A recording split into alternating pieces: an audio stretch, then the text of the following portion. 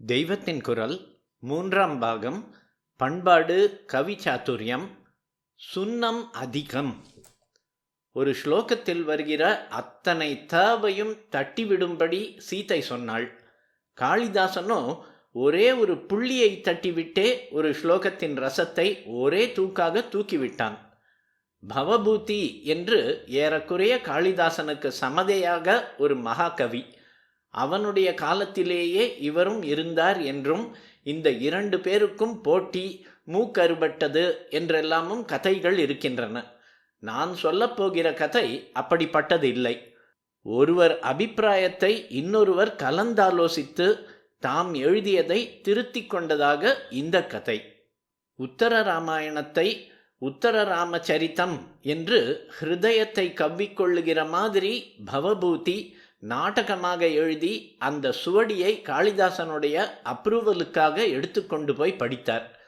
காளிதாசன் தனக்கு பிரியமான ஸ்திரீ தாம்பூலம் மடித்து கொடுக்க கொடுக்க அதை ருச்சி பார்த்து கொண்டே உத்தர ராமச்சரித்தத்தையும் ருச்சித்து கொண்டு போனான். அதிலே முதல் சீனில் ராமர் தண்டகாரண்யத்தில் சீதையோடு தாம் கழித்த ஆனந்தமான நாட்களை பற்றிய நினைவுகளை சொல்கிறார். அதனிடையில் எப்படி பொழுது போச்சு என்றே எங்களுக்கு தெரியாமல் ராத்திரி நேரம் இவ்வாறு பேச்சில் போய்விடும் என்று வருகிறது. அவிதித கதயாமா ராத்திரிரேவம் வியரம் சீத்.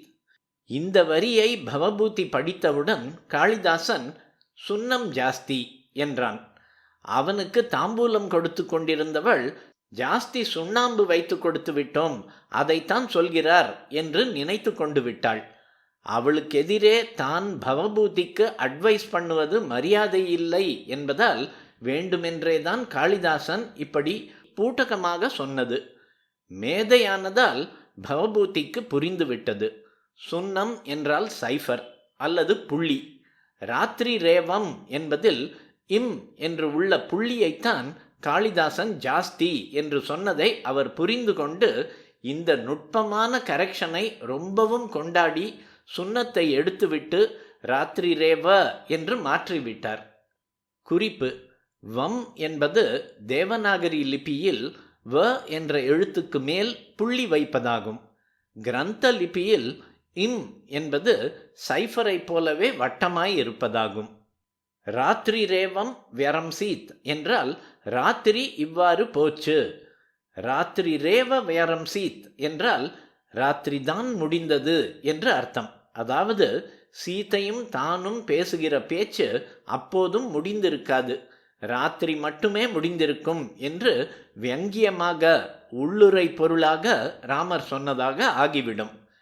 பவபூதியிடம் காளிதாசன் அனுஸ்வாரம் ஜாஸ்தி என்று சொன்னதாக பொதுவிலே சொல்வார்கள். அனுஸ்வாரம் என்றால் இம்.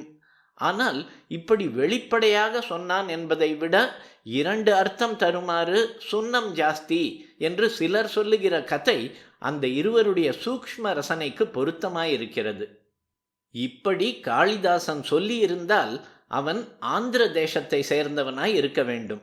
ஏனென்றால் தெலுங்கு பாஷையில்தான் சுன்னம் என்று இந்த இரண்டு அர்த்தமும் கொடுக்கும்படியான வார்த்தை இருக்கிறது.